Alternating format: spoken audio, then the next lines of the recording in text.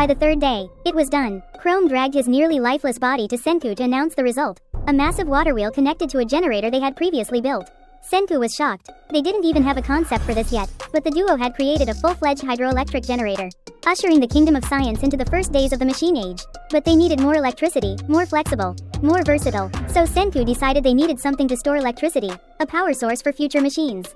Even though Old Man Kaseki and Chrome were exhausted to the brink of death, the tyrant Senku yanked them back up to build an energy storage device, aka a battery, by dunking lead plates into Lady Sulfuric Acid and letting electricity run through.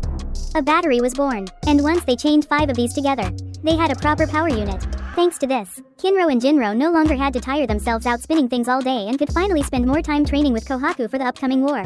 On another note about gears, if you split them into halves and offset their teeth, you can generate back and forth motion. Senku once again saved the villagers' arms and legs, using this mechanism to create a level 3 blower, boosting production while saving manpower.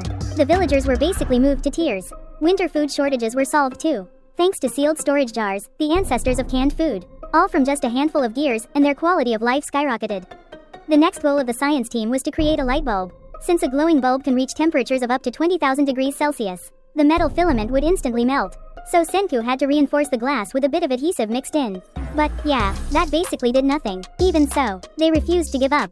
Thanks to using Mercury's ability to trap air and block combustion, Senku's team finally conquered the light bulb, the very thing that once lit up the dark nights of humanity.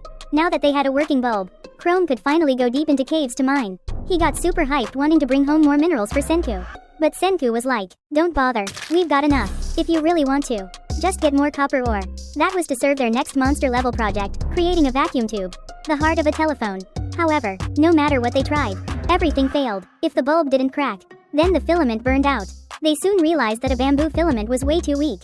They needed a different material. Chrome and Kohaku were ready to go hunt for it, but Senku insisted that such a material simply didn't exist in this era. That night, tiny Suika kept rummaging through the minerals Chrome had brought back, hoping something useful might be hiding in there. Somehow, completely by accident, she picked up a piece of shielet right when the whole village was celebrating the first sunrise of the year. The rock glowed, and Senku instantly realized that this was the missing piece he thought didn't exist. Hidden inside this mineral was tungsten, the metal with the highest heat resistance, perfect for a light bulb filament.